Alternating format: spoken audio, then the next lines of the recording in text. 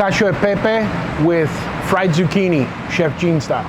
So we're gonna start by slicing our zucchini, and we're gonna make rondelles. You wanna try and keep them right around the same thickness. So our next step in our zucchini preparation is we're gonna lay the zucchini out on paper towels or a clean dishcloth, because we wanna draw the water out of the zucchini, which is gonna help us fry up to a really nice golden brown.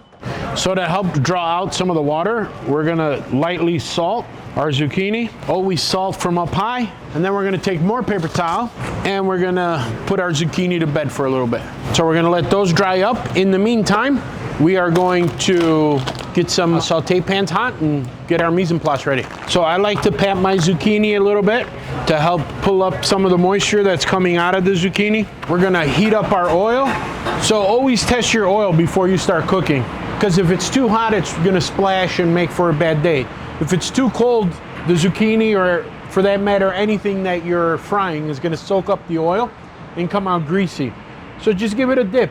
Once the oil starts to dance around whatever you're dipping into the oil, lets you know that the oil is ready. If the oil starts to jump immediately, your oil's too hot. You need to cut back the heat and let it sit before you add anything to it. So you wanna do one layer of zucchini in the pan. Don't overcrowd the pan. You never wanna put more into the pan that you could handle at one time. Just makes it easier to control and keep an even cooking across the whole pan. So we're just gonna fry these until they start to turn golden brown.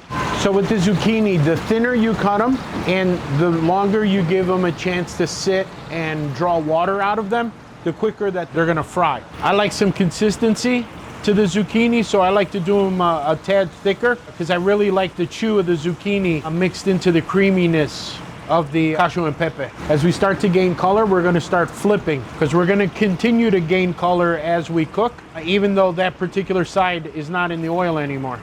So once we've reached this nice golden color, we're gonna take them out of the pan. We're gonna go onto a paper towel to help draw out some of the oil from the zucchini, but we are gonna reserve some of the cooking oil that we're gonna mix into our cacio and pepe sauce to help transfer some of the flavor of the zucchini into the sauce.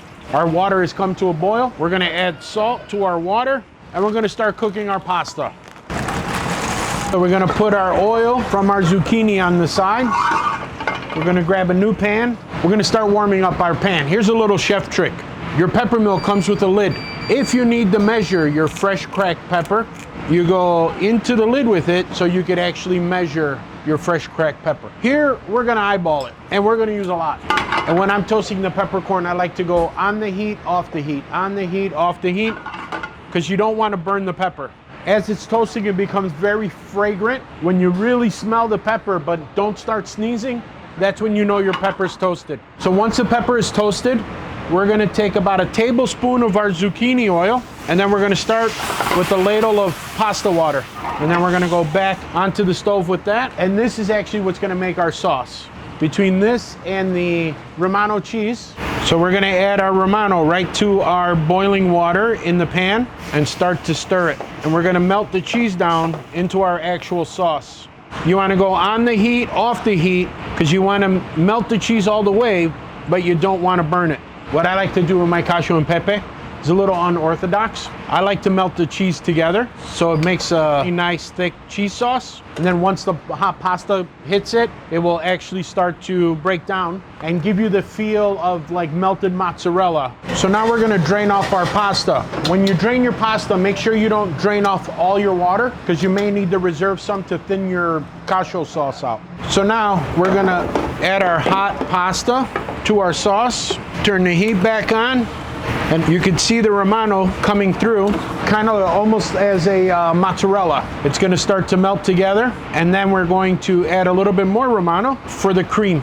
Then we're gonna go back on the heat, and we're gonna give that starch water from the pasta and the pasta a chance to thicken up that cheesy broth. At this point, we're gonna take a couple tablespoons of our reserved zucchini oil and half of our zucchini, and we're gonna fold it into our pasta.